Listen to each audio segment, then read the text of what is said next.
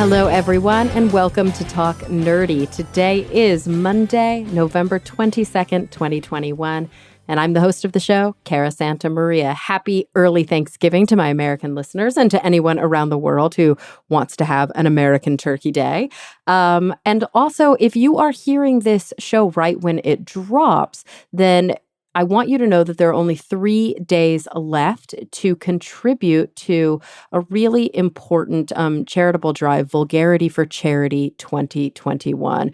Vulgarity for Charity is an annual charity drive jointly produced by Puzzle in a Thunderstorm and Cognitive Dissonance podcast, the collaborators on Citation Needed. And of course, you know them from The Scathing Atheist, God Awful Movies, which I regularly contribute to. This is such an important pledge drive. So basically, or charity drive, I should say. I don't think there's really a pledge situation.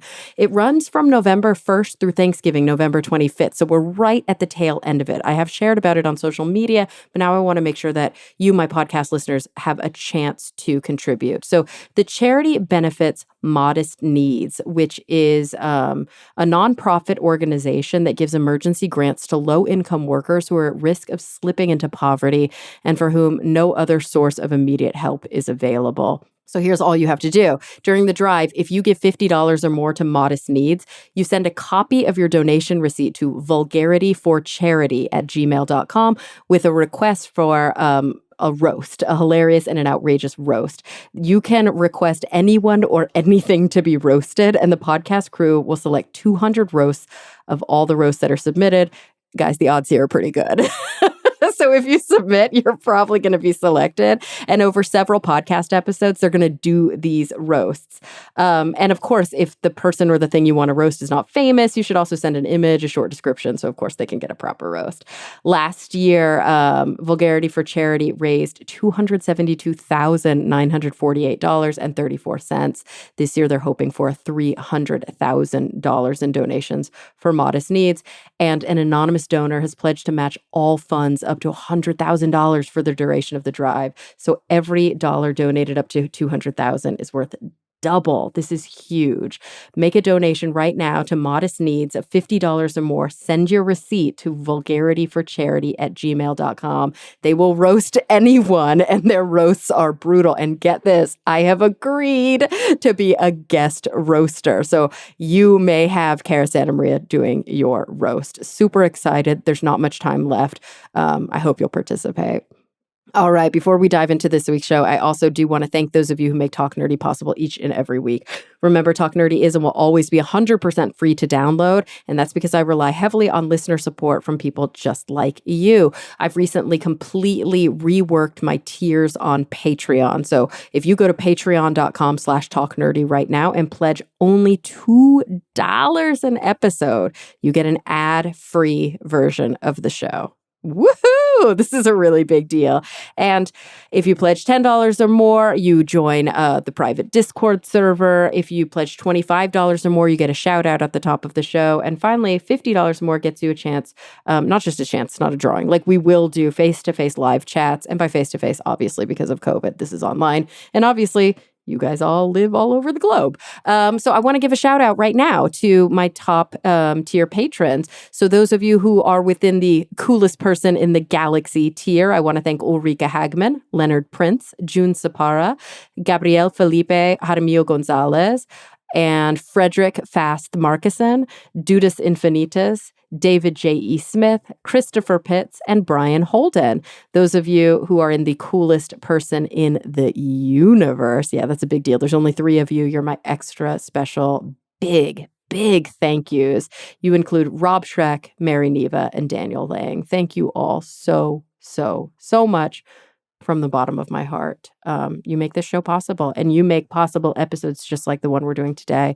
I know you're going to love it. I had the opportunity to sit down with Dr. Lee McIntyre. He's a research fellow at the Center for Philosophy and History of Science at Boston University. He's written several books, including Dark Ages, The Case for a Science of Human Behavior, Post-Truth, and The Scientific Attitude, Defending Science from Denial, Fraud, and Pseudoscience. But his new book, especially relevant for our times, is called How to Talk to a Science Denier, Conversations with Flat Earthers, Climate Deniers, and Others Who Defy Reason. This one's important. And I know you guys have been asking for it. Here he is without any further ado, Dr. Lee McIntyre. Lee, thank you so much for joining me today.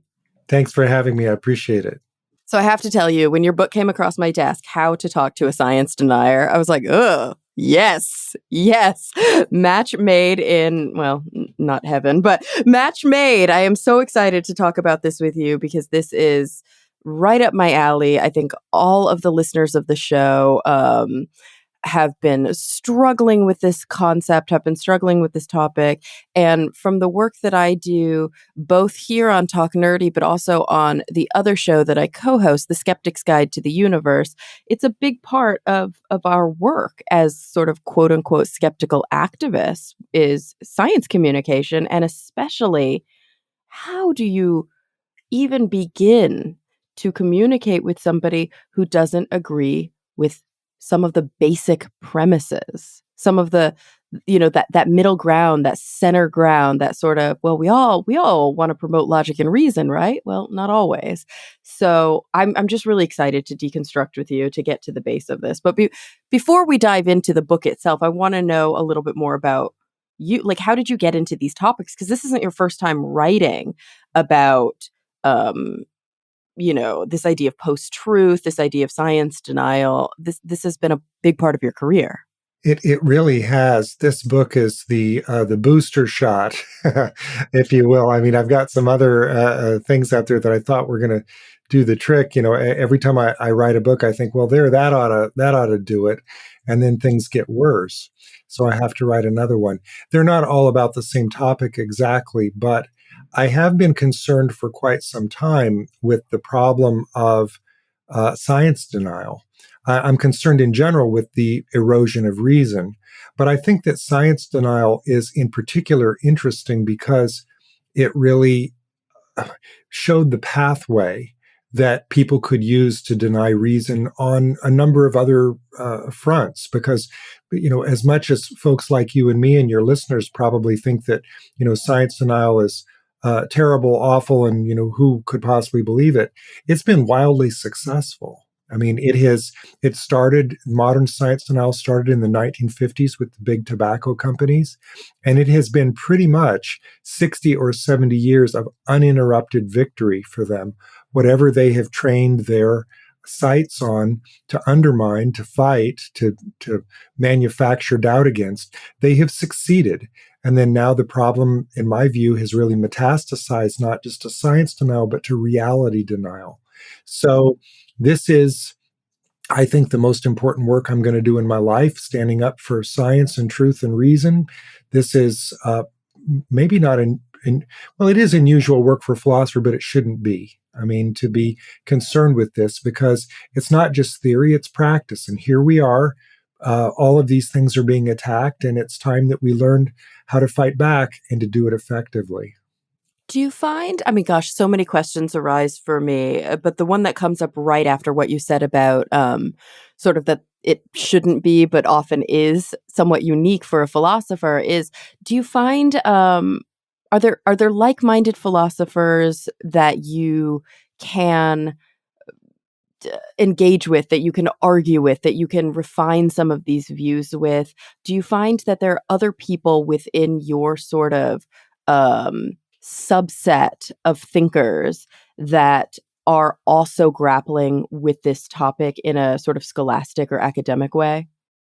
Yeah, there's in fact a whole movement now in philosophy called public philosophy, where philosophers are trying more to do really two things. One is to write more clearly so that we're engaging the regular public. I mean, my last several books have all been trade books. They're not scholarly books, though they've got some footnotes in them. They're aimed at the general popular audience. But public philosophy is also about engaging with the problems of our time, not just bringing people into the scholarly debates, but going out and seeing, what are the issues of our time and how can we bring the philosophy skill set to that. So yes, there are other philosophers who are doing work on, quite a number of things. This problem in particular. One of my main people that I debate with, that I talk about this with, is my friend Andy Norman, who just wrote a book called Mental Immunity. He was just on my show. Okay, maybe that's Yeah. why I'm on your show, because Andy's been a friend for 40 years. We went to college together, and our careers have been fairly parallel in many ways, and we're concerned with some of the same things. He's really more concerned with the general problem of reason, and I've been more of a kind of a hedgehog with the question of science. But they're related at this point, and so yes, we talk about this stuff. Absolutely. Yeah. There's sort of I mean, and we'll probably really parse this as we dig deeper, but there's sort of the process of science, and then there's the institutional knowledge that has come from doing the process of science for so long. And I think now we're living in a world where not only are people denying sort of outcomes and consensus, but they're also denying just science, like the reason, like you said, the logic, the reason, the basic like procedures that are utilized by philosophers, by scientists, by academics, by whew, you know, people who prioritize those kinds of things, logic and reason. But before we really sort of parse that and I think dig into it, I'm trying to remember, there was another question that really came right to the front of my mind when you were responding to my question about your previous books and about sort of how you got into this world as a philosopher. And I'm talking in circles while my mind tries to find that other question that I didn't bother to write down. And I think it's lost, which is fine. So I want to know, living in sort of a post-truth world, living in a world where, oh, it came to me. Good, good, good. I'm wondering, is your general thesis, and not of the book, but just sort of your thinking, or is one of the theses that you have sort of been utilizing as you operate, the idea that science denial as a sort of concerted undermining, as an agenda-driven movement, that it's less about the individuals that get swept up in the denial, and it's more about the architects. This is something I often talk about on the Skeptic's Guide, like holding the architect's feet to the fire, and whether that be a regressive right kind of political, movement, whether it be a fundamentalist religious movement, whether it be, like you said, a bit like big tobacco, where they had a very specific agenda, whether it be oil companies, that there are people who have orchestrated science denial specifically. And then there are people who fall victim to their rhetoric. That is exactly right. And many people don't realize this. It's easy to get mad at the science deniers, at the believers, because the believers are the ones sitting across from you at the Thanksgiving table. They're the ones Right. saying, Ones "Why on don't you take Facebook. why don't you Yeah. take ivermectin?" They're the people who are talking about all of the things that science deniers talk about that enrage you, and then you kind of try to talk them down if you can. But they are victims, and they're victims of disinformation. I mean, denialists are created. Nobody wakes up one day and wonders, I wonder if Bill Gates put biochips in in the vaccines. That's fed to them. That's propaganda. And so there's a sense in which you might think even that science deniers deserve a bit of empathy, and we can talk about that a little bit later if you like it. In the way that you try to reach them to convert them.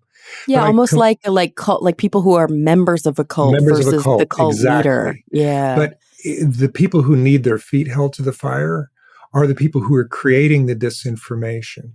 Um, I've often said that science denial is not a mistake; it's a lie. Somebody has to tell that lie. Somebody has to profit from that lie to try to create an army of believers.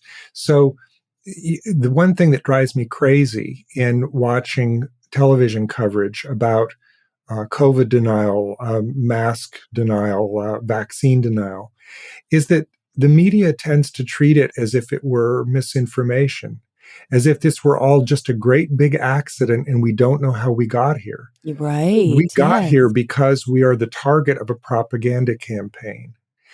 So this is, as you, the orchestrated, the perfect word. This is an orchestrated campaign of information warfare that is designed to get people to not just disbelieve certain things. That's too small bore. It's to distrust. So it's not just to doubt the particular facts about climate change or the particular facts about the vaccine. It's to get you to distrust the people who are trying to tell you the facts. Right. And Because the once, institutions that those people are yes. in. Yeah. So science denial is not just about undermining climate change. It's about undermining the way that the scientific evidence that backs up climate change is discovered and tested and, put out there. So that's why it's so virulent and it's so important to push back. And I think you're exactly right on the money in looking at it that way, because if you're trying to fight back against science denial, I've written this entire book, How to Talk to a Science Denier, and you can do that, and it can be effective. But you're treating the sick when you're doing that. How about preventing the disease in the first place?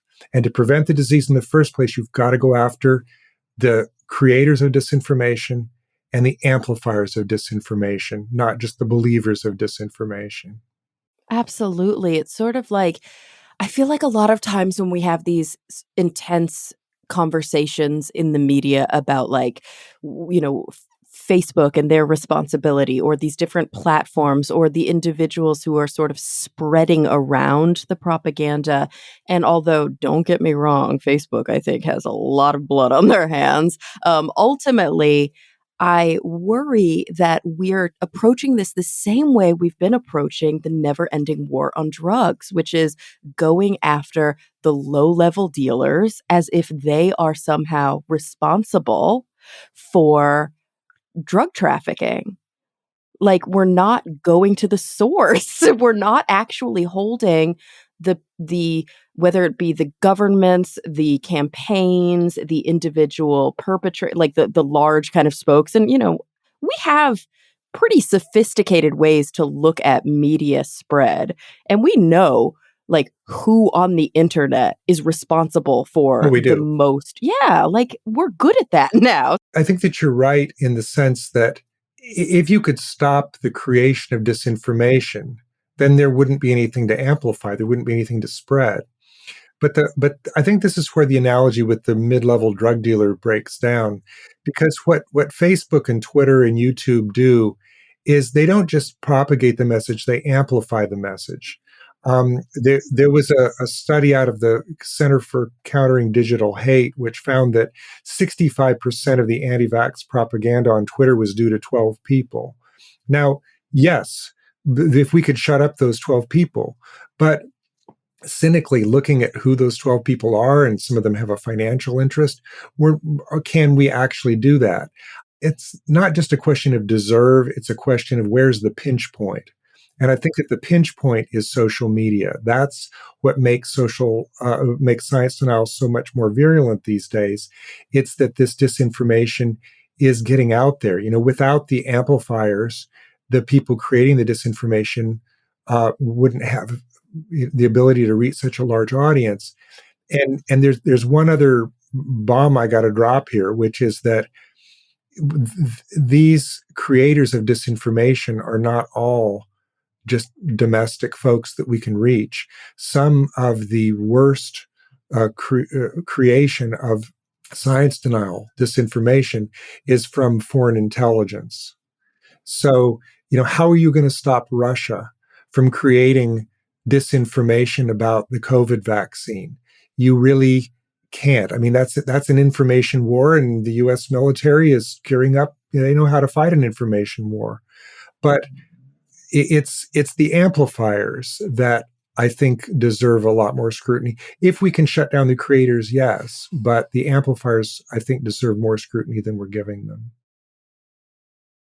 I think that's an important point. You're right. And ultimately, I mean, yes, it's about shutting it down, sure, but I also think it's about holding people accountable. It's about, like I'm always so confused as to how the very direct link between, let's say, a Jenny McCarthy spewing anti-vax rhetoric, or even like an Andrew Wakefield, let's go even, more to the source, and Andrew Wakefield spewing anti-vax rhetoric, how, like, why have these people not gone to prison?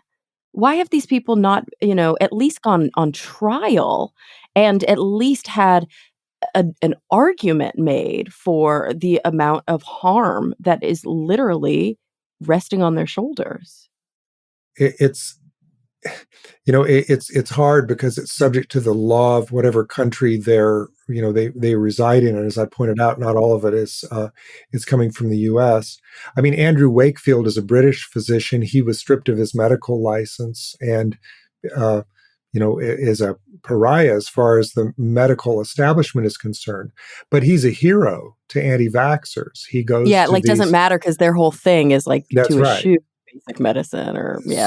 So it's really hard. I mean, yes, there needs to be accountability, and I mean, really, I think of it this way: one of the greatest ways to hold somebody accountable is to expose them. Wakefield was shown not just to be sloppy, but fraud.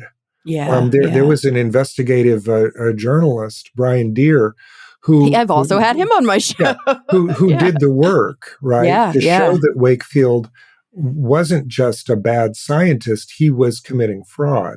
I think that does some good, as it would, to if you could actually demonstrate to them, if people would sit still and listen to the argument that Russian intelligence is behind a lot of the disinformation about the COVID vaccine. Because then a magical thing happens. Then the people who are being duped, nobody likes to be duped. And, now maybe you won't convince them they're being duped because that's hard to do, right? Mark Twain said that it's easier to fool somebody than to convince them that they've been fooled, right? They just, their ego's involved. But I've always thought that if you could just shine a very bright light on the people who are creating the disinformation, like was done with the tobacco executives, like was done with the fossil fuel executives, but try to do it in real time, not wait 40 years. How wouldn't that help? And I think it would. Look, I think we need a lot of oars pulled on this. We need to go after the creators. We need to go after the amplifiers. We need to have empathy, but still go after the believers. Yes, to all three of those. This is a big enough problem that I don't think there's any single solution that's going to fix it. We have to do all of the above. I think you're right. And before we sort of dive into how specifically to talk to, you know, the person at Thanksgiving dinner who is pushing the ivermectin narrative, I'm wondering what your take is on sort of the newest, or I don't know if new is even the right word, but the most recent wave of this denialism rhetoric, which, we've experienced here in the US, most obviously through the sort of microphone of or megaphone of Trump and Trump's associates, but of course in there's Duterte, there's Bolsonaro, there's all these individuals all over the world who are kind of holding up those banners. And my biggest fear is that what historically might have been a science denial problem, and what we were discussing might even be a reason denial problem, has become so entrenched and has worked its way into, like you said, it's about developing a sense that we can't trust not just the data, but also the people, but also the institutions. And now there's a weird distrust of the media itself, which is to me the scariest sort of final pin, because as much as we want to believe that science as an institution is sort of self-correcting. It's a peer-reviewed process. It's still done by people. And of course, so is media.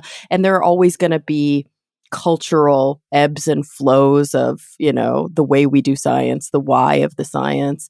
But the whole point of the media is supposed to hold people accountable.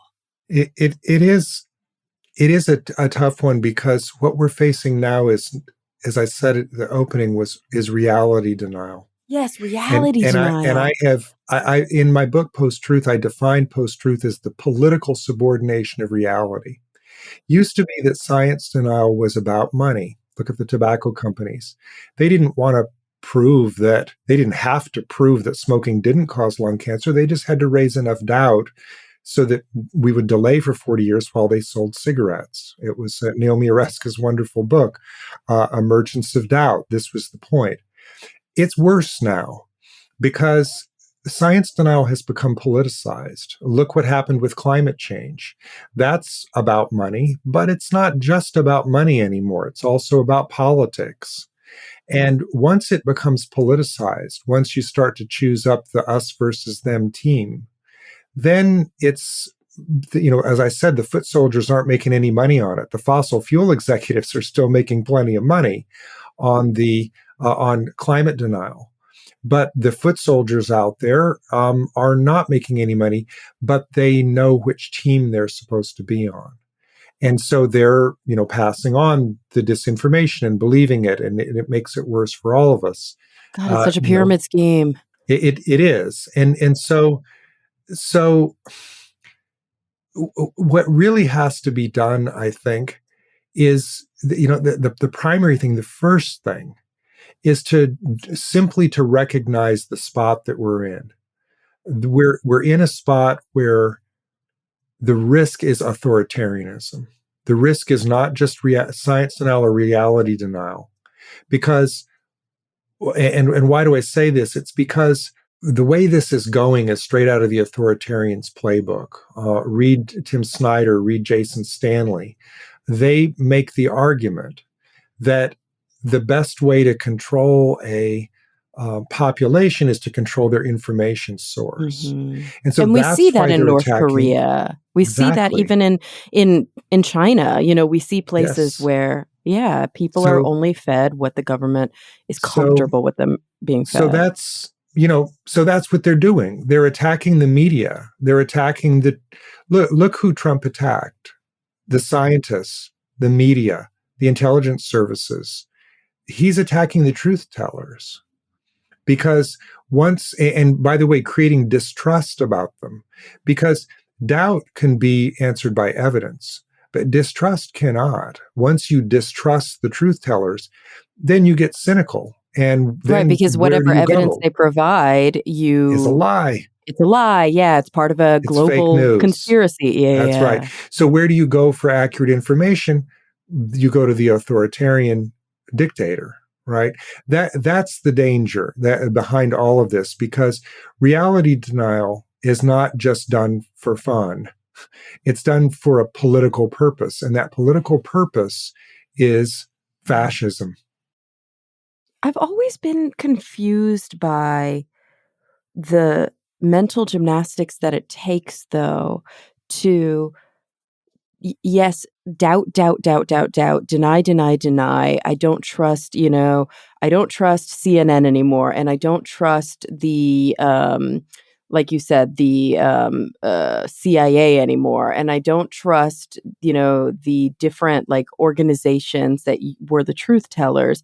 Yet I trust this asshole. Like the mental gymnastics Mhm. that it takes to go, Yeah. but that guy, the guy who's the clear authoritarian, he has all the answers. Like, where does Yeah. that leap come in where people go, but him I trust? But because I'm smiling here. You could maybe hear it, because I was just reading a scientific paper, the title of which was "He may be a liar, but he's my liar." Right. Yeah. That's the point. They're on the same team. Oh, It's so about that goes back to the tribalist stuff that was built in at the beginning. it's about identity. It's not Yeah. just about ideology, because then it's, well, does this person's ideology match mine? And, if not, then maybe I don't believe them. But if it's your liar, then even if you know they're lying, you kind of feel like, well, their heart's in the right place. They're at least fighting the good fight. They have the same enemies as me. Oh my And God, that I is the see point that. at which truth dies. That is the point at which Yeah. it doesn't even matter whether the person is saying something that's true, because they're saying something that helps your team.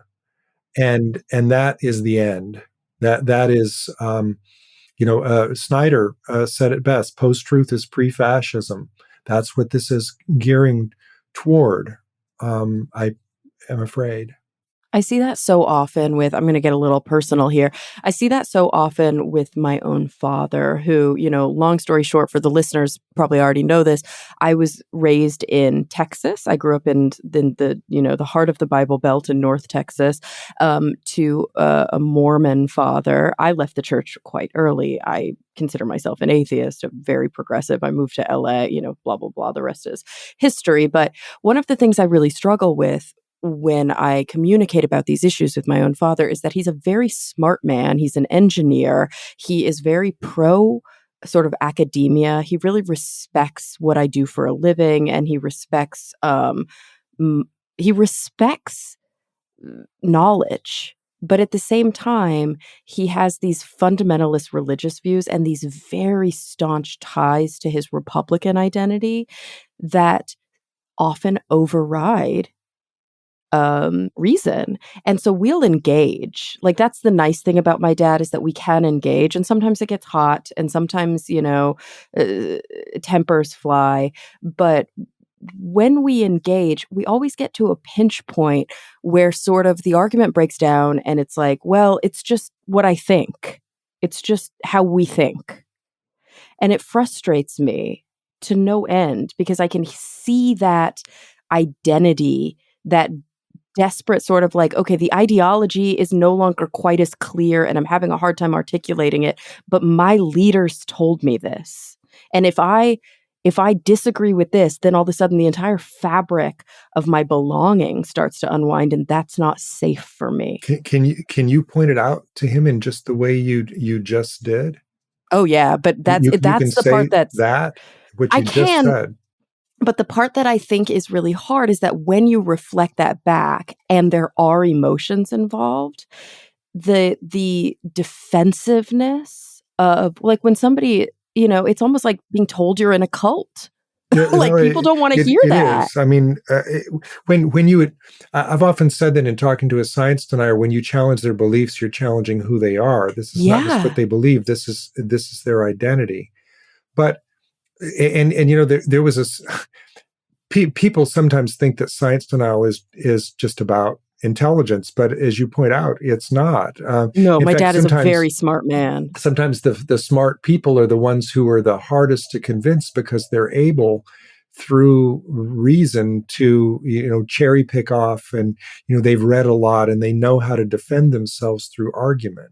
For But sure. Like, he believes that evolution is real. It's just not the cause of speciation, which, by the way, is the whole point. Like, because he wants to make his respect for science and institutions sit nicely with his religious views. So he does a lot of mental gymnastics to make that work. so I'm intrigued, because it sounds like he's redeemable through I know. argument, through the engagement and the empathy that you have for him, through the relationship that you have for him. I wonder what might happen if you said, Dad, it sounds like your view here is based on faith. And I'm not talking about his religious views. I'm talking about, when he says things about, scientific things that he doesn't believe because they clash with his Republican identity. Um, I wonder what might happen then, because he obviously respects science and he respects evidence, and there might be some daylight there. How does he feel about climate change? I think he thinks that it's real. I think he's one of those people who thinks that we need to be careful about where we put our money and that why should the US bear the burden? Most of the sort of talking points that you hear from the more moderate Republicans who say, yes, climate change is real, but are we really the drivers? And even if we are, is it really our responsibility as Americans to pay for the rest of the world? Those kinds of arguments, which are frustrating. But I think that part of the difficulty here, and I hate to throw all religion under the bus. That's really not what I'm doing, which is why I want to say more fundamentalist religions, I think, are more um, responsible in this particular case. But I think the problem comes down to the fact that although my father, and I think lots of people listening probably know people like this, although he respects reason and he respects evidence and he respects science, he actually respects faith more. And I think that he thinks faith is a good thing. And he has been taught throughout his religious journey that there are certain things that we can't have answers to and that, we just have to believe. And and whether it was passed on by the Bible or the religious sort of people, the prophets, the individuals who are carrying on the quote word of God, what they say is irrefutable. And it's the easiest way to go ignore everything else. I'm an authoritarian who said this, and you have to believe me because that's what your religion is telling you. It's fascinating to me. I mean, I've always thought of faith as, for the person who has it, a kind of evidence. It doesn't convince anybody who doesn't have it, right? How would my faith convince you? It doesn't. But to the person who has it, maybe that feels like I open my eyes and I see the color red, and they open their ears and they hear God. Maybe it's something that they just can't ignore. But Norm Macdonald died recently, the comedian, and he was a Christian and a reflective person. I mean, I don't know if you're a fan of his comedy, but I mean, he talked. He was not an easy person, even as a comedian. And there was an interview that I saw where he was reflecting on his religious faith, and he said, "I don't." Somebody asked him about some particular belief, and he said, "Well, I don't believe it. I'm not certain of it. I choose to believe it." And what did he mean by that? He saw faith as a choice, not as just something that you hear the voices or you don't, but that it was a choice that he was making. And that sounded, and the reason I paid so much attention to that, because I'm not a religious person, but the reason I paid so much attention to hearing what he said there is that sounded like trust. That sounded like a, leap of faith, right? That he wasn't saying I have no choice. That's the voice that I hear. He was saying I choose to believe this. And I found that really fascinating, because that means that you can at least have a conversation about it, I agree. about Yeah. why do you choose to believe it? What do you get out of it? Is that a rational choice? Is it something that comes with other consequences, et cetera, et cetera? It opens the conversation up, I think. Yeah, And it I carries a wonder, sense of like volition and personal yes, responsibility. And whereas yes, I worry that with my own father and maybe with a lot of the relatives of people who are listening, there is almost I often refer to it as a sad sort of experience that I think both of us love each other, but also in some ways feel deeply sad for the other. He, because he thinks I won't be redeemed. He literally thinks that because I'm an atheist, I am not going to have eternal salvation the way that and like my soul is not going to be saved. And in his view, that's what matters, right? So how sad for him. And me, because I feel like he has these blinders on, and there are whole aspects of his experience while he's alive, which in my view is the only thing that matters. It's the only thing that he's being duped and that he's not been able to come out of that sort of cult. And I think it's one of those really interesting things where the two of us look at each other as if we have some sort of knowledge that the other doesn't have You access know, to. I find I'm just eating this up, this kind of thing, because the thing that I think is the most dangerous, whether it comes from a perspective of faith or of science or of reason, is the hubris to think that we know the answer with certainty, especially about empirical questions, which we cannot know with certainty. No, we But can even only at, approximate based on the right, available evidence that we have. and as fallibilists change our mind when new evidence comes forward, but especially about questions where there is no evidence whatsoever. I have absolutely no clue how to assess the probability, how to even fathom what it means to say that it's more likely than not that there's life in other worlds, or that something happens to us or doesn't after we die, because there's zero evidence. No one has ever come back from the great beyond to tell us what it was like. And I know all the arguments on both sides. I've taught philosophy of religion, and I know people who are religious and people who are not. But it's hubris that scares me, because and this, takes a page from Socrates, right? The real enemy of knowledge is certainty. It's false knowledge, right? It's not ignorance. Ignorance can be overcome through learning, but when the person thinks that they know the answer, that's dangerous. And by the way, into that category, I'm going to say something maybe that's a little blasphemous here for your listeners. I put Dawkins into that category, because I read Dawkins and he is so sure that he Oh God, I knows agree what with you. happens to us Yeah, after we die. wholeheartedly. How does Yeah. he know? How does he have any clue what happens to us after we die? He does not know. There's no why would there be, suppose he's got a knockdown argument for the fact that God doesn't exist, or why we shouldn't believe that God exists. Suppose he's got a knockdown argument for that. What is the connection between that and the conclusion that therefore when we die nothing happens? I mean, if I sat down for dinner with Dawkins, here's the question I would ask him. You don't need God to explain this world. Why do you need God to explain the next one? I mean, this world is pretty amazing.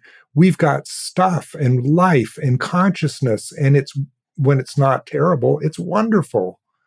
How do you know what happens to us after we die? He doesn't. I don't. Nobody does. That's not an excuse for fantasy. It's not an excuse for taking this, I think, leap of faith where you just think, oh, that's what I have to believe because it's the only thing that redeems, my psychology. But I think that we grow in wisdom when we accept uncertainty. I think And, you're you know, exactly right. I just, you talked personally about your relationship with your dad. I'm gonna, you're drawing all my secrets out of me. I'm gonna say something now on air that I've never said in any of the podcasts I've done. I had cancer last year, and I am in remission now. But it caused me to reflect on the problem of uncertainty, because when you have cancer, you will do anything to get an answer about your future. What is going to happen to me, right? It's almost worse than the cancer. It's worse. It's almost worse than the physical effects. And I am privileged to be able to say that because I had a form of cancer that didn't have as many physical effects as some do. And the fellow cancer survivors out there, I feel you. But it is what dooms you in the middle of the night when you wake up at 2:30 is the lack of evidence or certainty or projection into the future. And I have had to learn not to let that bother me as much. It still bothers me. I still wake up. It's the little man that lives on my shoulder and will till the end of my days. But it is it is important to embrace the idea that there are things that you cannot know and that the future is uncertain, and to learn how to live with that. It's so interestingly that you say this. One thing that you probably don't know about me is that I'm working on my PhD now. I'm like an old grad student because I, sort of left academia and then went back much later. And I'm working on my PhD in clinical psychology, and I'm specializing in psycho-oncology. And so right now I work in a large cancer center here in Los Angeles, and I do therapy with cancer patients. And So you've one of heard this before. well, the interesting thing is that one of the themes, one of the very common themes that I bring into my work is a conversation. And it's so funny because I'm not religious, but it's a conversation about the serenity prayer. Although, if, with secular patients, we just lop the prayer off of it. This idea of really working towards affecting change when there is change to be affected, sitting with equanimity when we cannot know and there's nothing we can do, but then knowing the difference between the two. It is so important to gaining peace because in my case, hypervigilance is what saved me. If I hadn't been the kind of person who was hypervigilant and a pest and, what if, and pushed my doctors, pushed them, pushed them, pushed them, the kind of cancer that I had is usually not caught early. And people, by now I would be dead. But so that hypervigilance saved me. But now it's useless. I mean, now, yes, I have to go in for a test every 90 days, but what can I do more than that? Go in every 10 days? I mean, it's not, Exactly. there's no And clinical outcome that's going to be different. And so the scanxiety doesn't anxiety. serve you. There's nothing you can do So about how do it. you live during those 90 days between tests? It's been the hardest thing to learn how to live every single moment through day 89 before that next test, because otherwise I'm just wasting my life. I'm just giving in, right? But it is it's been the most difficult thing I've ever faced because you think I'm a philosopher, I should know how to deal with this. I didn't. I didn't know how to deal with it because it's not, this from your practice. It's not completely rational. It's emotional. It's there are other aspects to it. As it should be. Yeah. Yes, As it, as is the human condition. And, that's right. I practice from an existential humanistic perspective. So of course that's a huge part of what, I'm not like a cognitive behavior therapist. I'm not all about symptom reduction and strategies for but I'm about let's get to the heart of why this stuff matters and why it's, keeping us up at night. That's it. And I wish more people did the kind of therapy that you do because I mean I didn't. I tried to do it on my own and Well, it's also hard to find practitioners, you're right, who do this, and most cancer centers don't have them available. Um, it's and it's not just like we talked about the scanxiety and what is the scan gonna show, but a lot of the work that I do is also helping with some of the empathy training around the fact that our own providers don't know. Like, prognostication is as much an art as a science, and ultimately it doesn't really serve us. I was just working with a patient, and one of the things that we sort of came up with together, which I thought was so beautiful, was that prognostication is very similar to forecasting the weather. It only becomes really accurate the closer you get to death. But the farther you are away, like, it's a crapshoot. We don't know what the weather's going to look like in 3 weeks. We have no idea. It drives you crazy. My guru on this Uh-huh. is my childhood friend who is an outlaw biker. We've been friends since we were 10, grew up in the same tough neighborhood, lived very different lives, but he is my brother. And I trust him. And he has helped me to turn off the anxiety and to focus on how to accept the uncertainty. It was the day that I said to him, how can I live a happy life when the future is uncertain? And he said, that's why you should live a happy life, because the future is uncertain and maybe this is all you've got. So do everything you can with it. That's a lot of wisdom for, for him to impart to me. But he has, because of his different life experience, he has lived, through a lot of turmoil and knew what he was talking about. He never lived through cancer, and I hope he never does. But he was the, other than my my wife and children, and the other cancer survivors, he was the person who helped me through it the most because he had that, I don't know, fatalistic attitude. Is it fatalism? It's a form of acceptance of uncertainty. Yeah, and it's a very, reality-driven view that sort of it's what I tell my patients all the time when they ask why I do this, or when when my friends say, "How do you do this? How are you not depressed all the time? Why do you work with people who are?" Because I work with people who are just got their diagnosis, all the way to people who are in survivorship like you are, all the way to people who are dying, and, everything in between. And what I always tell them is that, like, in a way, it's like I'm in I get a view inside of some of the most life-affirming philosophical insights that many of us don't have the privilege of developing until we're faced with what we call a boundary experience, something that sort of takes you into an ontological way, a very existential way of thinking. Many of us don't have those insights until we lose somebody, until our own reality is shaken. And I get to experience those insights daily from my brilliant and beautiful patients. And it's almost like I'm I'm not supposed to be here, but they're letting me in. And it's such a privilege. It, it it is. I've had the same experience with other cancer survivors. They're the best people in the world.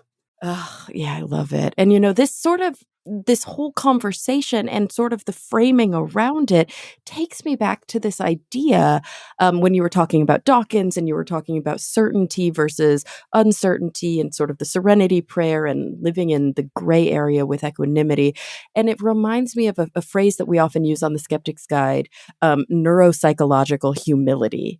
Sort of like knowing our cognitive biases, knowing all of the ways that our brain plays tricks on us, the more that we're aware of the fact that we are not tape recorders, and we have like all of these fallibilities, it helps you maintain a sense of humility about your own mind. And I think that speaks to my own personal religious views. We were talking about Dawkins. I myself am a pretty staunch atheist. But when people say, "How can you be so sure that God doesn't exist?" My answer is always that I don't believe there is no God. I just simply don't believe in God. And I think that those are two very different things.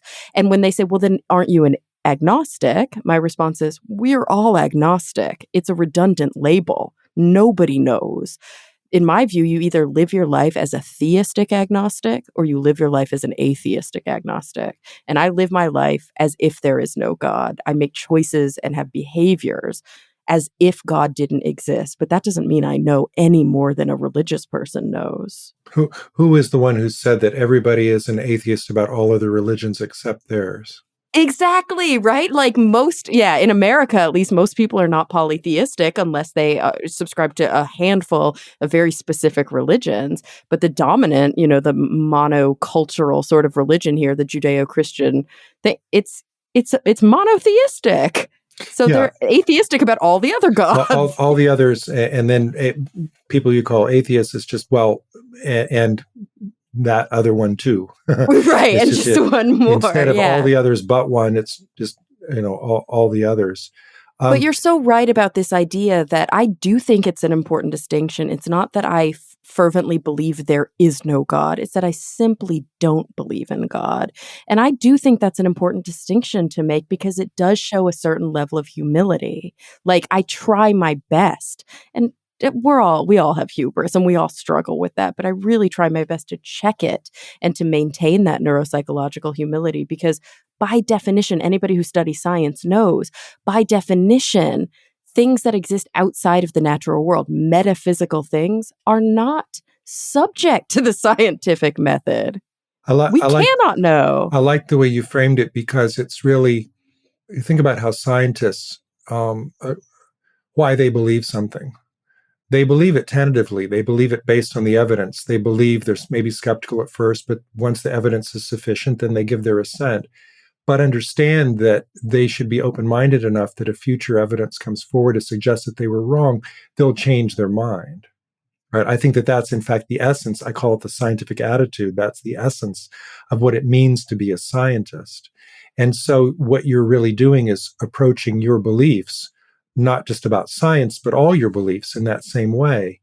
And I have to say that this brings me back to this question of how to talk to science deniers, because one of the most important things that I found through personal experience and speaking to them is that you have to approach them with an attitude of calm and empathy and respect.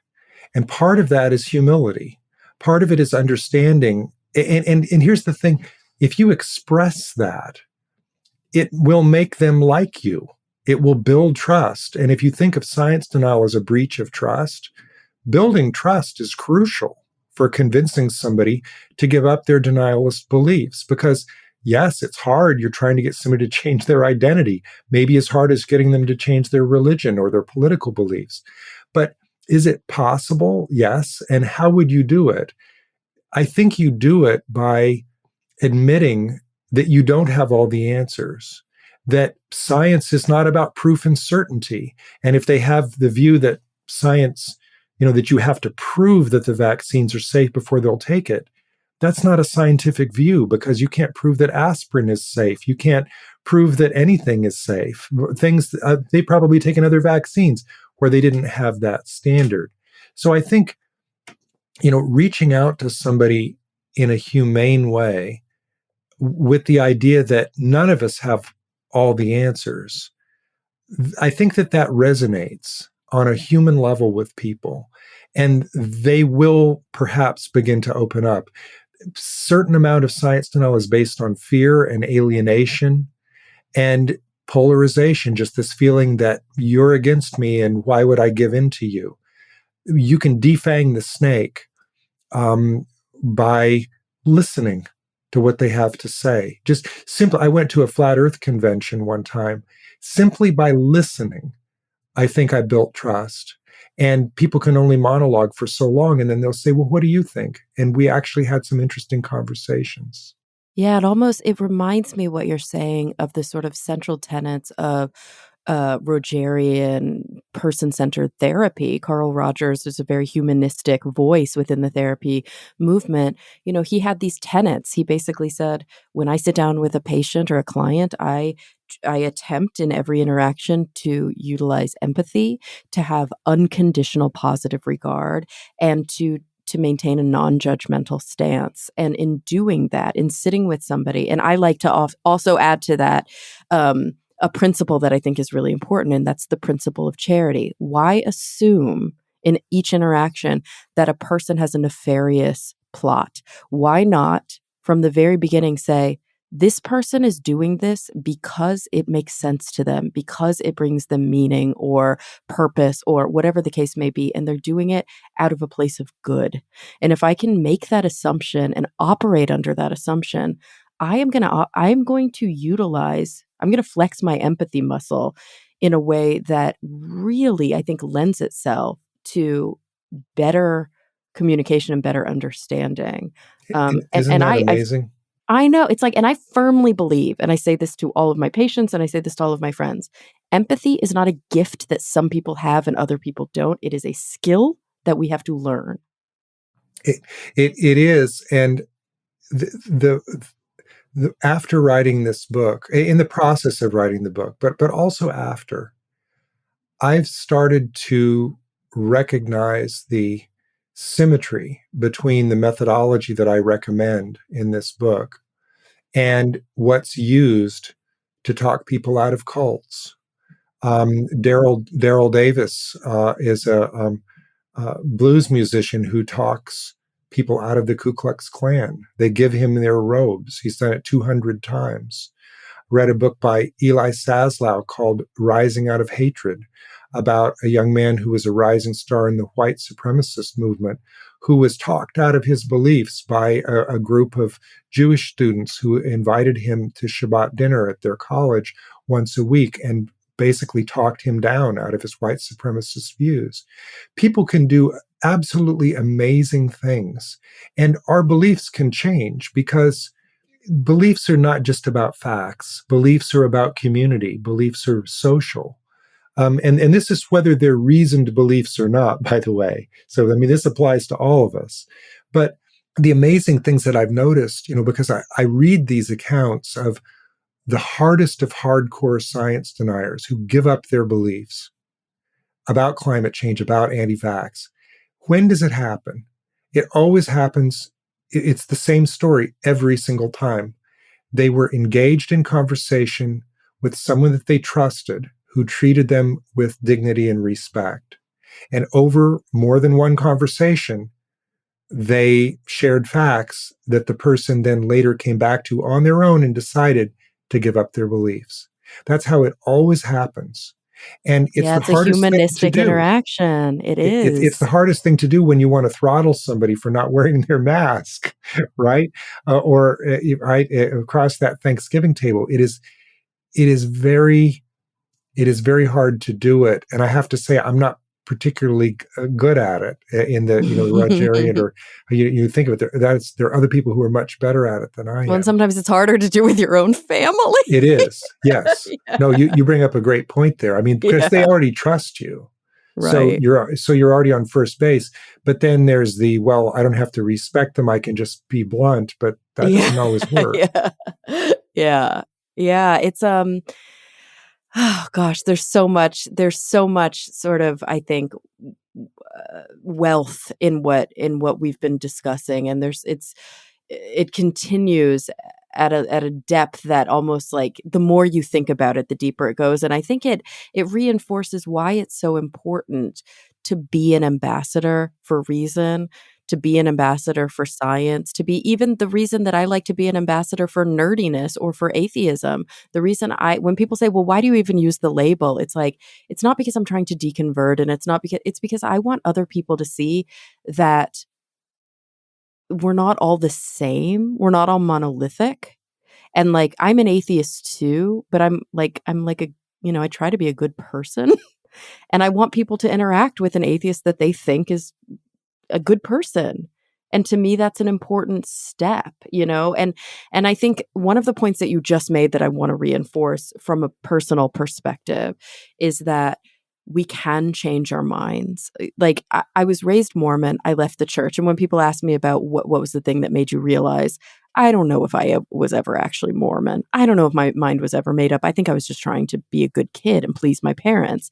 And I think the doubt and the questioning was always there. So I sometimes wonder if sort of the more intellectualization, the more sort of logic and reason and non-religious views were central to me. But what I can say is that as I get older, I am not as much of a logical positivist as I thought I was. I am much more of a, constructivist thinker. I very much, even though I'm still an atheist and I'm still a skeptic and I still really respect the scientific method, I very much believe that our realities are constructed based on our experience. And it's important for us to maintain humility and respect and empathy for people who have constructed their own reality, even if it's wildly different from ours. Well, and yes, and I think the one of the main reasons for that, this is something during the pandemic, I got a rescue dog, and my other two dogs had just passed within 6 weeks of one another, and I was just devastated of everything going on in my life at that point. And I got this dog who is half husky, and he needed to be walked every day, 5 miles. And I thought, wow, okay, well, we're going to do this. And during my walks, I mean, I had a chance to really just kind of get into this rhythm and think. And one of the things that occurred to me was, how do we know that the human brain is even capable of understanding reality? How do we know that? I mean, how many neurons do we have in the human brain? How many different configurations could there be? Maybe we are ants on a globe that can't understand what the globe is. Maybe we don't have the intellectual capacity or whatever we would need to really understand the basic principles of physics or reality. Even if they were told to us, maybe we wouldn't understand them. We wouldn't not just not have the vocabulary, we wouldn't have the mental capacity to understand it. That kind of deep humility, I think is important when we're engaged in this I'm right, you're wrong dialogue with somebody. And I say that not because I don't think that I'm right, that the COVID vaccine is a great thing and that everybody should take it, unless they're immunocompromised or they're allergic. That, yeah, and I think that the people who are shilling ivermectin, that's just wrong. And no, there are not microchips in the vaccines, and that's ridiculous. So, I mean, I can get in a high dudgeon with the best of them, but the important point is to just kind of, I think, pull back from that larger perspective where if you were looking at an ant crawling on a globe, you might think, well, from his point of view, what's he thinking? He couldn't understand quantum mechanics. He couldn't understand all this other stuff. Maybe we're the same. Maybe we're the same way. Maybe reality is so subtle and so interesting and so incredible that we can't understand it. And so that's important to keep in mind. The hubris, the lack of hubris, the presence of humility in talking to people. Standing up for science and reason, I think, is to stand up for humane values. It's to stand up for the idea that, learn what you can, revise as new evidence comes in. And that's a deeply humble view, because you're admitting at the outset that you don't know everything. It's not Euclidean geometry. It's not deductive logic. When you're studying the empirical world, there are things that you not only don't know, but that you may never know.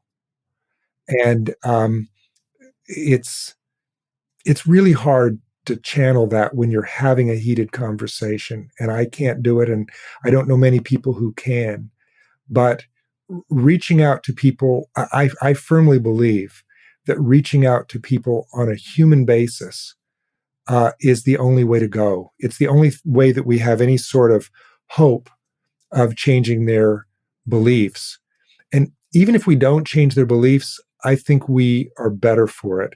Because if we just insult somebody, or we scream at them, or we denigrate them, I think that diminishes us as well as them. I think you're right. And the truth is, there are going to be people with whom there will always be conflicting views, right? There will Yes, always be somebody in your family that no matter what you do, like you said, the art of persuasion is simply not going to take that's right. take hold. That is But right. wouldn't you rather have mutual respect between you? Wouldn't you rather get along? Like, I agree to disagree with my dad all the time.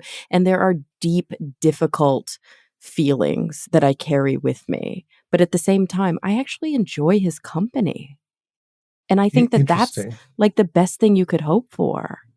Isn't that interesting? I mean, the problem comes in when somebody's beliefs hurt you.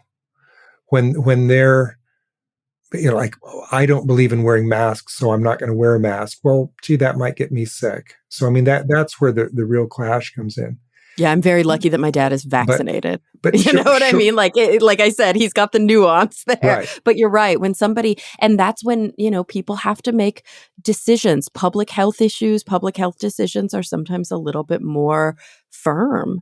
And that doesn't mean that there won't be another day where you can spend, good time together. But if you have to say, sorry, mom, you can't come over because I have a baby or I have a young child who can't get vaccinated, that's a personal choice. And I I think think, it's, yeah, I think that's right. I mean, you just what one of the most, so I study these cases of people who change their mind and why they change their mind. One of the most interesting cases I heard recently was a fellow who said to his friend, "Look, I love you. You're my friend, and that nothing is ever going to change that between us. But until you get vaccinated, you're not going to come in my house." And that worked. That convinced the friend to get vaccinated. And the thing is, I don't think that the fellow who said that was doing it necessarily just with the kind of cynical ploy, oh, maybe this will convince him. I think he was just saying, look, these are my values, this is who I am, and as much as I respect you and love you, I'm not going to let you tread on that. Which is important. And in talking to science deniers, it's important to realize when you try to convince them, sometimes they feel like you're trying to take something away from them. You're wrecking their community, you're wrecking their identity. So it is threatening. And by the way, even don't use the word denier. I mean, I know I used it in my book, but probably no science deniers are ever going to buy my book and become converted by it. It's written for the allies of science. And I think it's important not to mince words. They are deniers. But, in the way that you speak to a science denier has to, not be insulting or threatening because they're already upset. Right. It's like my dad thinking that, in his view, if he was trying to convert me, like calling me a blasphemer or a heretic is probably not going to go over well. No. Yeah. No. Even though in his view, that's what I am. No, it ruins the relationship. Yeah. So you've been hearing some funny noises for a few moments. It's because that dog I was telling you about with the 5-mile walk, he's just woken up and he's scratching his nails against the base of my bookshelf. Oh, he's ready, huh? So, no, he's not ready to walk. He's just letting me know. Yeah, I'm up here, buddy. He's on a pretty good schedule. I got a second rescue dog after him who's a little bit older, and she doesn't like to walk as much, but she joins us usually, maybe not for the full 5 miles, but yeah, I was going to say my little guy's legs are about 3 inches long, and he is coming up on his 12th year of life. And so a 5-mile walk sounds like I'd be carrying him the last 3 miles of that walk. Yeah, you would. You would. Yeah. Well, gosh, Lee, I think that number one, this has been an enlightening, a meaningful, a deep, and a lovely conversation. Number two, I want everybody to run, don't walk, to check out this book because I think it's just such an important insight to have, an important tool to have on your bookshelf. It's called How to Talk to a Science Denier: Conversations with Flat Earthers, Climate Deniers, and Others Who Defy Reason. Lee, thank you so much for being here with us today. Thank you. I really enjoyed our conversation, and thanks for pulling all my secrets out of me. And everyone listening, thank you for coming back week after week. I'm really looking forward to the next time we all get together to talk nerdy.